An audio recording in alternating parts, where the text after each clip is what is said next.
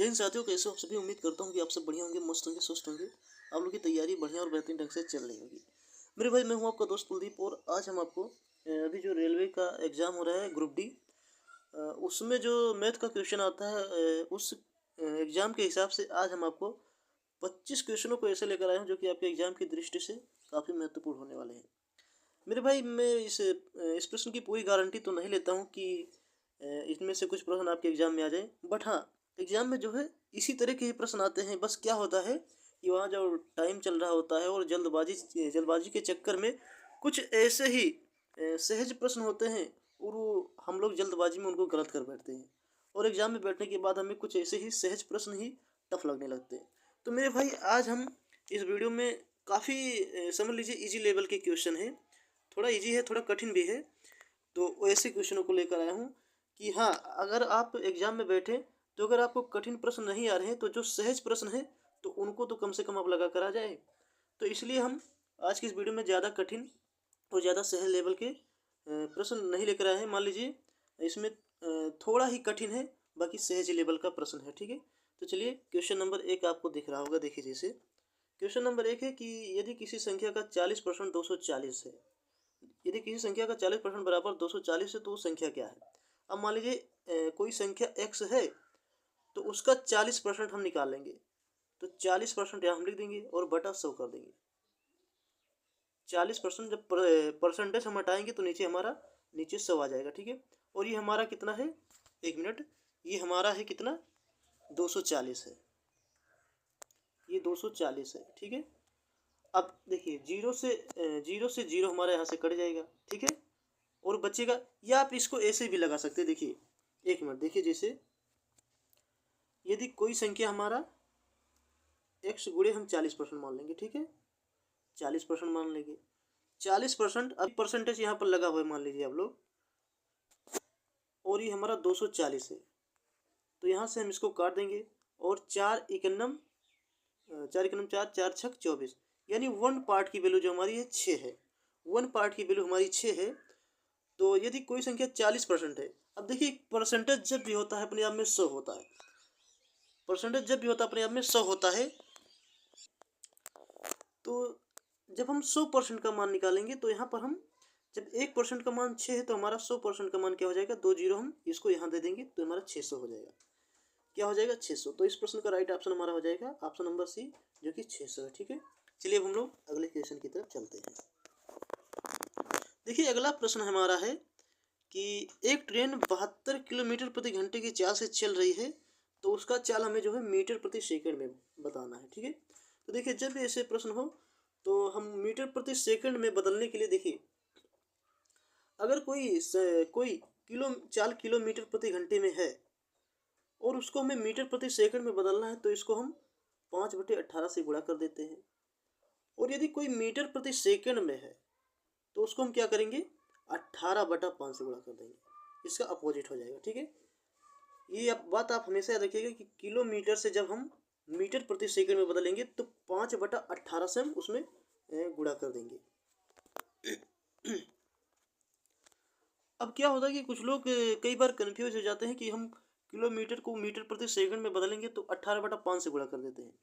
तो इसका एक ट्रिक है, देखिए किलोमीटर से जब भी मीटर प्रति सेकंड में बदलना होगा तो हम 5/18 से गुणा करेंगे। अब देखिए इसमें 5 जो हमारा है ये छोटा है 18 से, 5 जो है छोटा है 18 से। तो देखिए किलोमीटर से हमें छोटे में बदलना है, किलोमीटर बड़ा होता है और मीटर छोटा होता है। तो किलोमीटर से जब हम मीटर में बदलेंगे तो छोटा वाला जो है ऊपर रहेगा, 5/18, ठीक है, 5/18। और जब हम मीटर से किलोमीटर में बदलेंगे तो देखिए मीटर हमारा छोटा होता है, किलोमीटर हमारा बड़ा होता है। तो और 18 जो हमारा ये भी बड़ा है 5 से, तो बड़े वाले को हम ऊपर कर देंगे, यानी मीटर गुणे 18/5 इस तरीके से कर देंगे। तो देखिए इस प्रश्न का राइट ऑप्शन क्या हो जाएगा हमारा, क्वेश्चन में है कि क्वेश्चन में जो है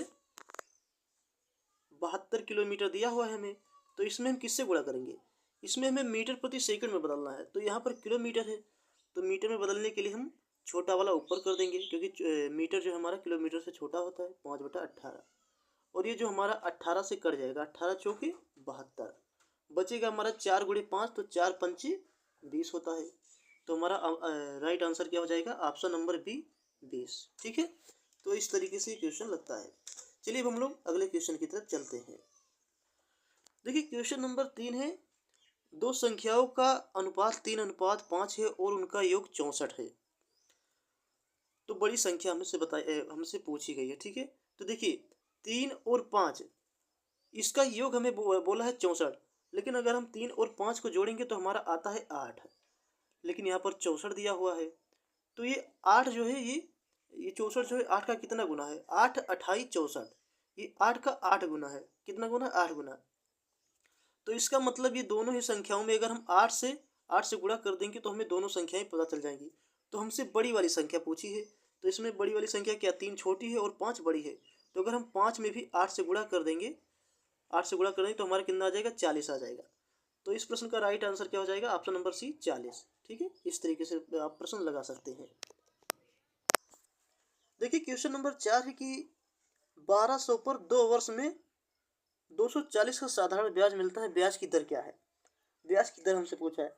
अब देखिए साधारण ब्याज का जो फार्मूला होता है क्या होता है, PRT अपान 100 होता है। ठीक है, क्या होता है, PRT अपान में 100 होता है। ठीक है, अब देखिए इसका मान हमें जो दिया गया है 240, और जो इसको जो ये निकल कर आता है ये हमारा ब्याज निकल कर आता है, साधारण ब्याज। ये साधारण ब्याज का फार्मूला होता है PRT अपान 100, और जो ये हमारा निकल कर आता है ये हमारा ब्याज निकल कर आता है। तो इसमें देखिए हमें जो है P का मान दिया गया है। P मतलब होता है मूलधन, मूलधन हमारा 1200 है, और R मतलब होता है हमारा रेट, जो कि हमसे रेट ही पूछा है, इसमें रेट नहीं दिया गया है। और T मतलब हमारा होता है समय यानी वर्ष, तो समय हमारा कितना, 2 वर्ष है। चलिए इस फार्मूले पर हम रख देते हैं और रेट को निकालते हैं। देखिए हम लिखेंगे क्या, P, एक मिनट पेन नहीं चल रहा है। देखिए यहाँ पर हमने मूलधन को लिख दिया जो कि हमारा 1200 है, और हमारा R हमें नहीं पता है, तो R% को हम ऐसे लिख देंगे। ठीक है, और टाइम जो हमें दिया गया है कितना, 2 वर्ष दिया गया है, 2 वर्ष, और बटे में हम क्या कर देंगे, 100 कर देंगे। ठीक है, और ये हमारा मान जो दिया गया है यहाँ पर, ये कितना दिया गया, 240। ठीक है, 240, 100 से 100 यहाँ 2 जीरो कट जाएगा, हमारा बचेगा कितना, 12, और 12 दूना 24 हो जाएगा। कितना हो जाएगा, 12 दूना 24, 24 R%, और यहाँ पर भी 24 ही है, 24 मतलब 240 है। तो देखिए 24 से 24 कट जाएगा कितने बार में, 10 बार में। एक मिनट, 24 से 24 हमारा कट जाएगा कितने बार में, 10 बार में, यानी R% हमारा कितना निकल कर आ जाएगा, 10%। तो इस प्रश्न का राइट आंसर क्या हो जाएगा, हमारा 10%। तो कुछ इस तरीके से लगता है। ठीक है, देखिए तो ऑप्शन नंबर सी हमारा 10% हो जाएगा। देखिए क्वेश्चन नंबर 5 है कि रूट में 144 प्लस 81 है, तो इसको कैसे लगाएं। देखिए ये तो बहुत ही सिंपल क्वेश्चन है। रूट 144 किसका वर्ग होता है, 12 का वर्ग होता है। ठीक है, 12 का, फिर हम प्लस कर देंगे, और 81 जो होता है हमारा 9 का होता है। अब 12 में अगर हम 9 जोड़ देंगे तो कितना आ जाएगा, 9 तो 11 यानी 21, कितना आ जाएगा, 21। तो इस प्रश्न का राइट ऑप्शन हमारा क्या हो जाएगा, 21, ऑप्शन नंबर सी हो जाएगा हमारा 21। ठीक है, कुछ इस तरीके से लग जाएगा। अगला प्रश्न देखिए, अगला प्रश्न है हमारा प्रश्न संख्या 6 है कि दो संख्याओं का HCF 12 है और LCM 180 है, दोनों संख्याओं का गुणनफल। देखिए इसका एक फार्मूला होता है, अगर आप जानते हैं, दो संख्याओं का गुणनफल यानी x हम मान लेंगे और y मान लेंगे, बराबर LCM इंटू HCF, ये हमारा फार्मूला होता है। दो संख्याओं का गुणनफल बराबर LCM गुणे HCF। तो इस फार्मूले में अगर हम इन सभी मानों को रख देंगे तो ये हमारा दोनों संख्याओं का गुणनफल आ जाएगा। देखिए कैसे, देखिए हमें LCM जो दिया गया है 180 गुणे, और HCF जो हमें दिया गया है 12। अगर आप इसमें गुणा करेंगे तो क्या आ जाएगा आंसर हमारा। सबसे पहले अगर आप एग्जाम में बैठे हैं तो आप देखिए कि इस जो हमारा गुणा करना है इसके अंत में 2 है और इसके अंत में 8 है। तो अगर हम 2 और 8 में गुणा करेंगे तो हमारा 16 आ जाएगा, जो कि लास्ट में हमारा 6 है, यूनिट डिजिट 6 है। तो यूनिट डिजिट इसमें अगर देखेंगे तो लास्ट में 6 जो है एक ही ऑप्शन में दिख रहा है, जो कि ऑप्शन नंबर सी है। तो इस तरीके से आप एग्जाम में काफ़ी जल्दी क्वेश्चन भी कर सकते हैं यूनिट डिजिट से। ठीक है, बाकी अगर आप इसका गुणा करेंगे तो 2160 निकल कर आ जाएगा। तो कुछ इस तरीके से इस प्रश्न का राइट आंसर हो जाएगा। देखिए अगला प्रश्न हमारा है कि एक वस्तु 500 रुपये में खरीदी गई और 600 में बेची गई। ये तो बहुत ही सिंपल है भाई। 500 में खरीदी गई और 600 में बेची गई, यानी इसको 100 रुपये का लाभ हो। 500 में खरीदा और 100 में बेच दिया तो उसको 100 रुपये का लाभ हो गया। अब हमें प्रतिशत पूछा है, तो लाभ जो हमें हुआ है किसकी तुलना में हुआ। देखिए बात किसकी तुलना में जब होगी तो जिसकी जिसकी तुलना में होगा उसको हम नीचे कर देंगे। तो हमें 500 की तुलना में हुआ है लाभ, और इसके बाद हम क्या कर देंगे, यहाँ पर 100 से मल्टीप्लाई कर देंगे। तो 100 से हमारा 100 कट जाएगा और 5 से हमारा 2 से 1 कट जाएगा, 5 दूनी 10 यानी 20 आ जाएगा। तो इस प्रश्न का राइट ऑप्शन क्या हो जाएगा हमारा, ऑप्शन नंबर सी यानी 20%। देखिए क्वेश्चन नंबर 8 है कि 12 पुरुष किसी कार्य को 20 दिनों में करते हैं और 8 पुरुष वही कार्य कितने दिनों में करेंगे। तो देखिए तो बहुत ही सिंपल है। आप क्या करेंगे, 12 पुरुष जो हमारे ये किसी कार्य को 20 दिनों में करते हैं और वही कार्य 8 पुरुष कितने दिनों में करेंगे। तो बराबर कर देंगे हम 8, और हमें दिन हमसे पूछा है तो यहाँ पर हमें दिन नहीं मालूम तो यहाँ हम x लिख देंगे। ठीक है, अब देखिए इसको जब हम कट पिट करेंगे तो देखिए यहाँ से 4 3 12 आ जाएगा हमारा और 4 दूनी 8 आ जाएगा। 4 3 12 4 दूनी 8 और 2 से यहाँ काट देंगे हम, 2 1 9 10 यानी 10 आ जाएगा। अब 10 का हम इसमें गुणा करेंगे तो 10 3 30 यानी x का मान हमारा जो आ जाएगा 30, यानी इस प्रश्न का राइट आंसर हमारा क्या हो जाएगा, ऑप्शन नंबर बी 30। क्या हो जाएगा 30।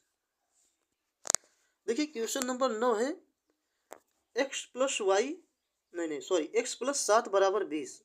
क्या दिया हुआ है, x प्लस 7 बराबर 20। तो x का मान, तो देखिए जब हम x का मान निकालेंगे तो क्या आ जाएगा, x बराबर हम 7 को इधर ले जाएंगे तो यहाँ पर 20 है, 20 में से 7 घट जाएगा, कितना आ जाएगा 13 आ जाएगा। तो x बराबर 13 आ जाएगा। ये तो बहुत ही सिंपल है यार। देखिए ऑप्शन नंबर सी 13 आ जाएगा। देखिए क्वेश्चन नंबर 10 है कि एक वर्ग का परिमाप 64 सेंटीमीटर है तो उसकी भुजा कितनी होगी। देखिए वर्ग का परिमाप का फार्मूला क्या होता है, जो वर्ग हमारा होता है ये कुछ इस तरीके से होता है। तो परिमाप मतलब क्या होता है कि जो इसकी लंबाई एक भुजा की है इसको हम बोलते हैं ये हमारी भुजा है, ये हमारी भुजा है। तो इसमें जो है 4 भुजा है। तो इस वर्ग का परिमाप का जो फार्मूला होता है 4a बराबर होता है। ठीक है, एक जिसको a मतलब होता है कि हमारा भुजा, तो इसमें 4 भुजा यानी 4 भुजा यानी 4a। तो इसका मान जो हमें दिया गया है 64 है। ठीक है, कितना है 64।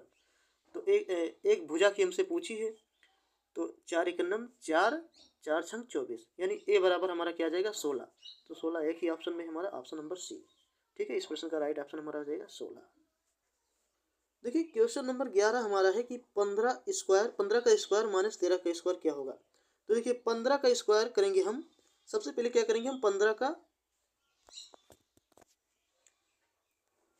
का 15 से गुणा करेंगे, इसके बाद माइनस कर देंगे, फिर इसके बाद हम 13 का 13 से गुणा करेंगे। ठीक है, तो 15 का 15 से हम जब गुणा करेंगे तो हमारा क्या आ जाएगा, तो ये हमारा आ जाएगा 225। ठीक है, और इसका जब हम स्क्वायर करेंगे 13 का 13 से गुणा करेंगे तो 13 13 में 169 होता है। ठीक है, 169 आ जाएगा। अब हम इसमें से इसको घटा देंगे तो ही हमारा आंसर हो जाएगा। अब देखिए 15 में से यहाँ देखिए 5 है, 5 में से 9 नहीं घटेगा तो 2 में से हम 1 लेंगे यहाँ पर, तो 15 हो जाएगा। 15 में से 9 घटाएंगे तो हमारा 9 6 15, 9 6 15 हो जाएगा। इसके बाद जब हम इस 2 से एक ले लिए थे तो इसे यहाँ पर क्या बच जाएगा, 1 बच जाएगा। तो यहाँ पर 1 बच जाएगा। अब 1 में से 6 नहीं घटेगा, फिर हम 2 से 1 लेंगे तो यहाँ पर 11 हो जाएगा, तो यहाँ पर 5 आ जाएगा। यहाँ पर क्या आ जाएगा हमारा 5 आ जाएगा। इसके बाद यहाँ पर भी 1 बचा था, तो इस प्रश्न का राइट आंसर हमारा 156 हो जाएगा। लेकिन ऑप्शन में आपको कहीं पर भी 156 नहीं है, तो यहाँ पर ये जो है सारे ऑप्शन ही गलत है। ठीक है, ऑप्शन जो है थोड़ा मिसमैच हो गया है। चलिए अब हम लोग अगले क्वेश्चन की तरफ चलते हैं। देखिए अगला प्रश्न हमारा है कि किसी संख्या का 25% 75 है। किसी संख्या का 25% 75 है तो संख्या क्या है। देखिए ऐसे क्वेश्चन अभी हमने पहले भी सॉल्व किए थे, तो इस प्रश्न का क्या है कि आप आंसर जो है कमेंट बॉक्स में बताइएगा। ठीक है, इस प्रश्न का आंसर जो है आप कमेंट बॉक्स में बताइएगा कि इस प्रश्न का राइट ऑप्शन क्या होगा। देखिए अगला प्रश्न है कि यदि sine theta plus cos theta बराबर कितना होगा। देखिए तो सबसे पहले क्या करेंगे हम, इसके कई कई तरीके हैं लगाने के, बट हम क्या करेंगे इसमें डायरेक्ट मान रख देंगे। ठीक है, तो साइन 30 अंश का मान क्या होता है हमारा 1/2 होता है। साइन 30 अंश का मान 1/2 होता है। और cos 60 अंश का मान भी 1/2 होता है। ठीक है, अब 2 का हम एलसीएम लेंगे तो 2 ही आ जाएगा, तो 2 से हम ऊपर मल्टीप्लाई कर देंगे, 2 एक नम 2, ठीक है, फिर 2 एक नम 2, यहाँ 2, तो 4/2 हो जाएगा हमारा। ठीक है, जो कि हम 2 से काट देंगे, यानी 2 आ जाएगा हमारा आंसर। तो ऑप्शन नंबर डी इस प्रश्न का राइट ऑप्शन हो जाएगा, ऑप्शन नंबर डी। ठीक है, जो कि 2 आ जाएगा। देखिए क्वेश्चन नंबर 14 है कि एक घन की भुजा 5 सेंटीमीटर है, उसका आयतन। देखिए घन के आयतन का फार्मूला क्या होता है, ए क्यूब। ए क्यूब मतलब ए का मतलब क्या होता है कि भुजा, यानी हम भुजा का क्यूब कर देंगे तो हमारा आयतन निकल आ जाएगा।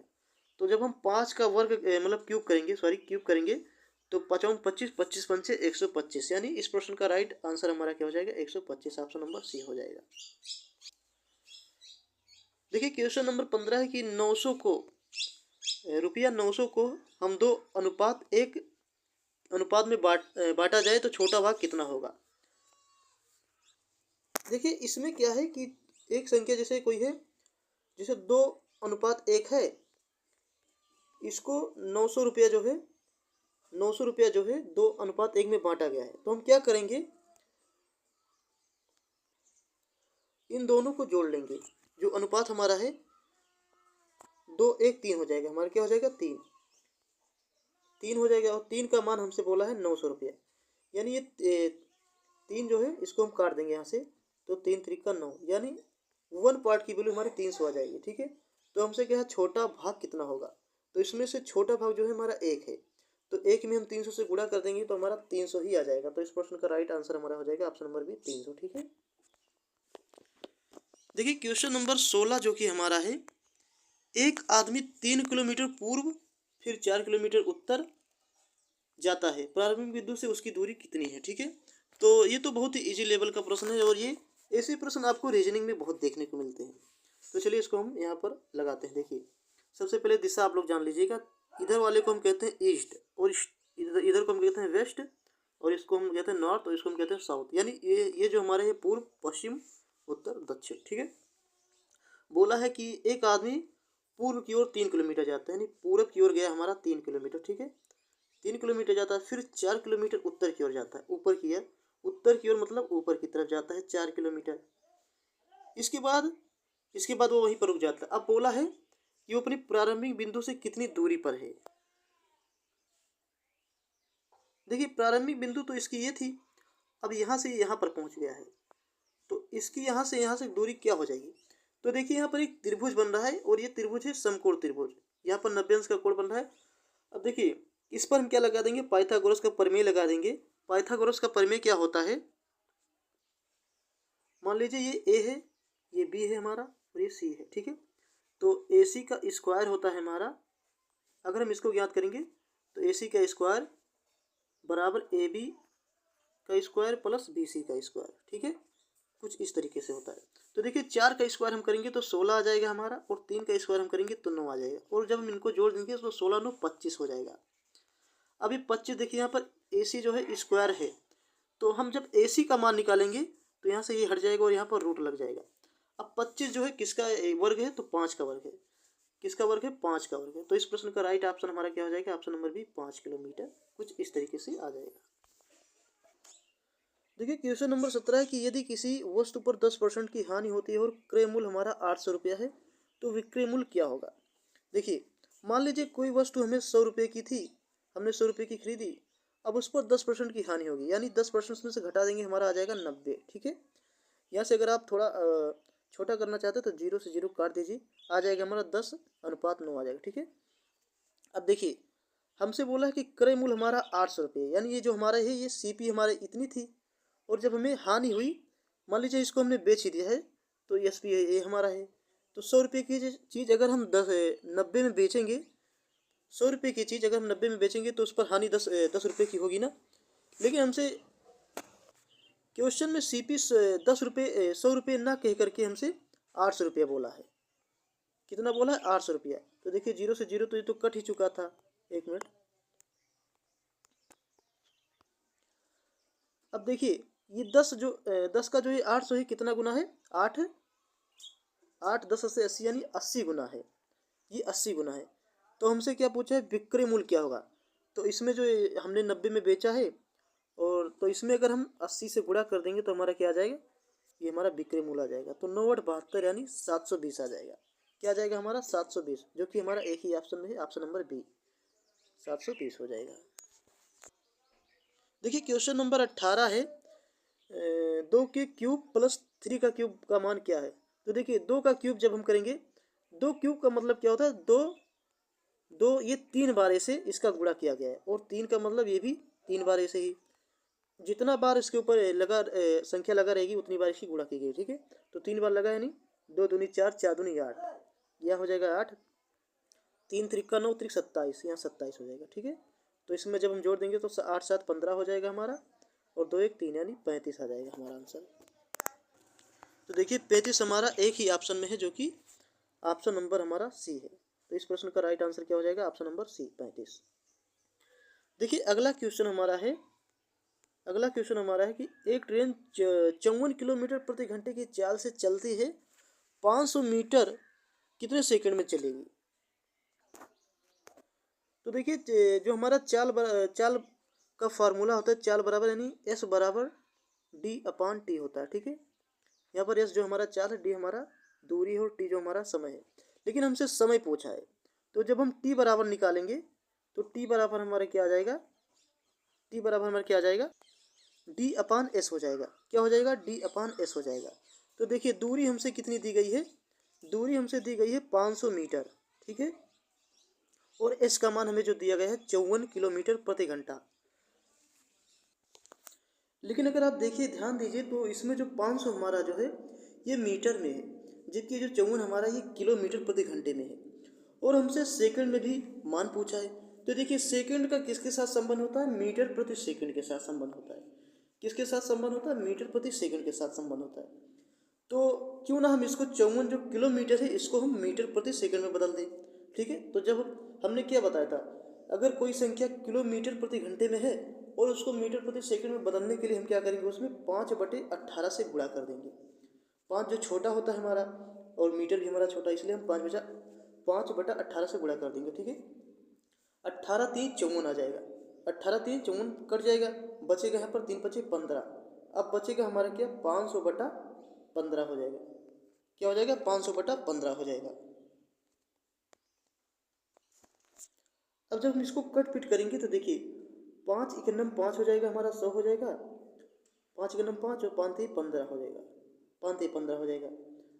अब 100/3 का मान क्या होता है, ये तो अगर आपको नहीं पता है तो इसका मान जो होता है हमारा 33 से 1/3 होता है। जब भी हम 100/3 को काटे पीटे करेंगे तो हमारा क्या आ जाएगा, 33 से 1/3 यानी ऑप्शन नंबर बी हमारा सही हो जाएगा। क्या हो जाएगा, ऑप्शन नंबर बी सही हो जाएगा, 33 से 1/3 हो जाएगा। ठीक है, 33 से 1/3 हमारा राइट आंसर हो जाएगा।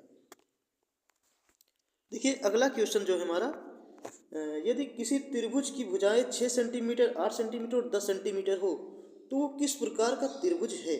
ठीक है, तो देखिए इस प्रश्न को हम सबसे पहले इसके ऑप्शन से देखेंगे। तो ऑप्शन है जो है समभुज, तो समभुज तो कभी नहीं हो सकता, त्रिभुज जो है कभी समभुज नहीं होते हैं। समद्विबाहु, समद्विबाहु में क्या होता है, त्रिभुज की किन्हीं दो भुजाएं समान होती हैं, लेकिन इसमें कोई दो भुजा समान आपको नहीं दिख रहा होगा। बात करें समकोण, तो समकोण हो सकता है। समकोण निकालने के लिए हम इसमें क्या करेंगे, पाइथागोरस प्रमेय रखेंगे, अभी पता चल जाएगा। और विषम बाहु जो है, हाँ विषम बाहु भी हो सकता है, लेकिन सबसे पहले हम समकोण रखते हैं। देखिए समकोण निकालने के, देखिए हम 6 के 36 कर देंगे।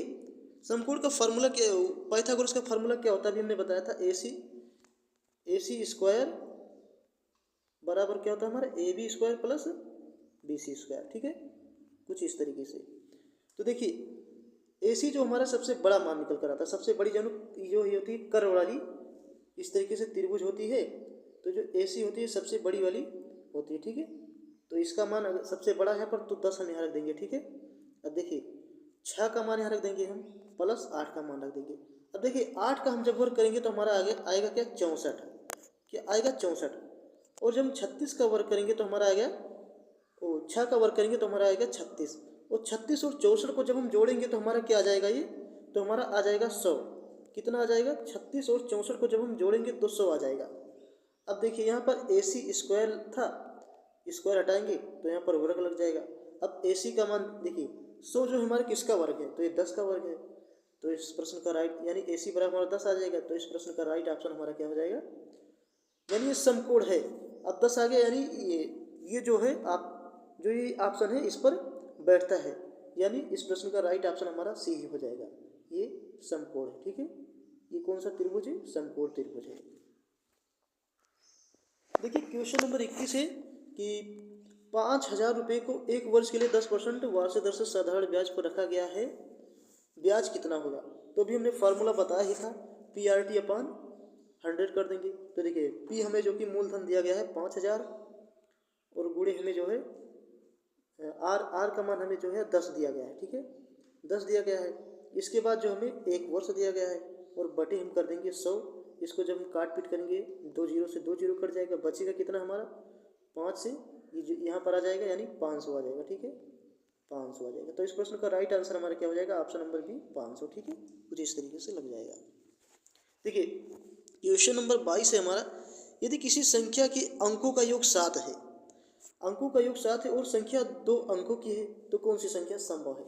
तो ऐसे प्रश्न में सबसे पहले हम क्या करेंगे, ऑप्शन बाई ऑप्शन चेक करेंगे। तो देखिए जब हम कोई भी ऑप्शन उठाते हैं, देखिए 3 और 4 ऑप्शन में 34 है, तो 3 4 को जब हम जोड़ेंगे तो हमारा 7 आ जाएगा, 3 4 को जब जोड़ेंगे तो 7 आ जाएगा। और वो संख्या जो 2 अंकों की है, 2 अंकों की ये है। इसके बाद हम 4 3 7 देखेंगे तो ये भी हमारा 7 हो जाएगा, ये भी हमारा 7 हो जाएगा, ये भी 7 हो जाएगा। यानी ये सभी ही हमारे इस क्वेश्चन पर अप्लाई हो रहे हैं। यानी इस क्वेश्चन में जो हमारा ऑप्शन थोड़ा मिसमैच हो गया है, तो इसमें जो है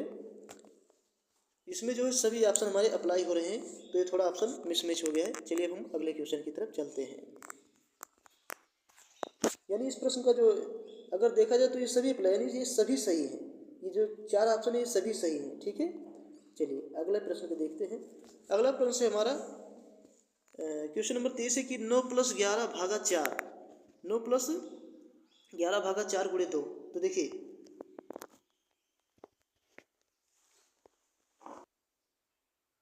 ऐसे प्रश्न में हम क्या करते हैं, सबसे पहले जो कोष्टक के अंदर होता है उसको हम हल करते हैं। तो देखिए 9 + 11 कोष्टक के अंदर यानी 20 हो जाएगा, 20 हो जाएगा। इसके बाद हमारा भाग है, यहाँ पर भाग कर देंगे, ठीक है, गुणे 2 है। अब बोर्ड मास के नियम के अनुसार क्या होता है, सबसे पहले हम भाग करते हैं फिर गुणा करते हैं। तो 4 पंचे 20 यानी 5 गुणे 2, अब 5 दूनी 10 हो जाएगा, ठीक है। तो यहाँ पर ऑप्शन नंबर सी इस प्रश्न का राइट आंसर हो जाएगा, ऑप्शन नंबर क्वेश्चन नंबर 23 का जो कि 10 हो जाएगा इस प्रश्न का आंसर, ठीक है। देखिए क्वेश्चन नंबर 24 है कि एक आयत की लंबाई 12 सेंटीमीटर और चौड़ाई 7 सेंटीमीटर है, तो इसका क्षेत्रफल क्या होगा। देखिए आयत का जो क्षेत्रफल होता है लंबाई इंटू चौड़ाई होता है। क्या होता है, लंबाई इंटू चौड़ाई।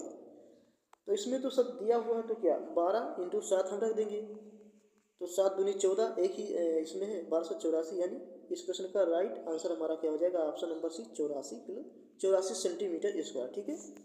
इस प्रश्न का राइट आंसर हमारा क्या हो जाएगा, 84 सेंटीमीटर स्क्वायर। देखिए इस वीडियो का सबसे अंतिम प्रश्न है क्वेश्चन नंबर 25, जो कि है यदि किसी संख्या में 20% की वृद्धि करने पर 180 प्राप्त होता है तो मूल संख्या क्या थी।